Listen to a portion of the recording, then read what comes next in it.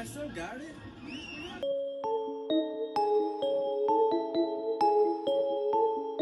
What's going on, you guys? It's day after the fight. Teofimo Lopez wins against Sandor Martin, but without controversy. Now, if you follow boxing, if you pay attention to boxing, you pay attention to Sandro, you knew that he had a good chance of winning this fight, pulling off an upset. But as we saw last night, Teofimo Lopez wins a popularity contest in a controversial split decision win. Sandor Martin was the matador in there. He's from Spain, and he showed to prove that the matador still holds true. All right, Teofimo Lopez was like a clumsy bull up in there.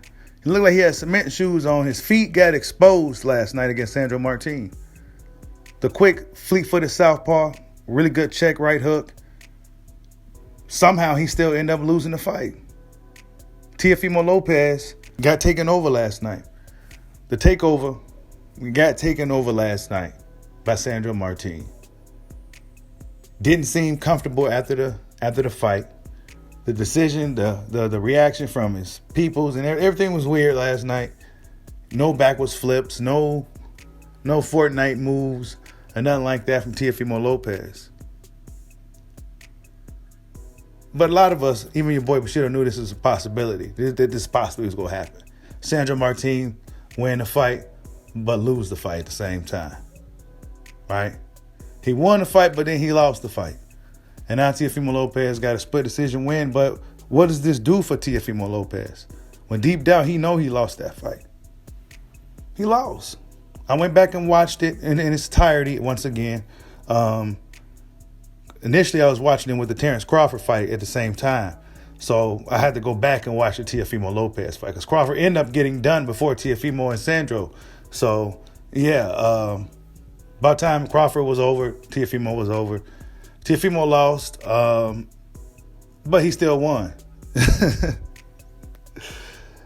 Devin Haney had some things to say about him, of course, right? Ryan Garcia said a bad decision is a bad decision, and amongst others. What do you think Devin Haney will do to Teofimo Lopez? What do you think Devin Haney will do to him? Regis Prograis, a guy that he was really seemingly wanting to fight. Is he going to keep that same energy now? Remember what I told you guys on my initial video before the fight? Will Teofimo keep this same energy after the fight? Nah, he ain't going to keep it. Regis Prograis eats him alive. The Rougarou will eat him alive. Teofimo Lopez isn't even nowhere, destroys him. Feet looked bad, slow feet, all that fun stuff that he was doing to guys, it just wasn't working against a guy like Sandor Martin, a fleet-footed, crafty guy. You got to fight those dudes. You got to fight enough of them. Those crafty guys that can get on their feet, move, fight laterally, and doing all that. You got to train for that. A lot of dudes don't like to deal with them type of dudes. It got so bad for Adesanya Lara that he just starts standing in the pocket. Forget it. Dudes don't want to fight me because I got my feet too good. Forget it. I'll just stand in the pocket now. Teofimo Lopez ran to a guy that's fleet-footed like Sandro, got dropped and everything, still got the favorable decision. He won a popularity contest last night, and he knows it.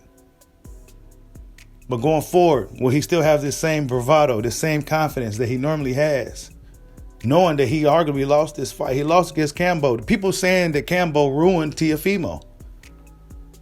Yeah, he came back at his 140-pound debut and looked good against the guy that he was in there with. But when he took a step up in competition, big step up in competition at that weight class, we seen what happened. He won the popularity contest. Had a lot to say about other fighters, a lot to say, but he seemed like they still got a lot of work to do in the Lopez camp. And I think Teofimo Lopez Sr. at this point has taken his son as far as he has taken him. If anything, bring somebody else in to help level Teofimo up because he has the ability. But he seemed to be pretty stagnant. He hasn't really gotten better overall since the Cambo fight.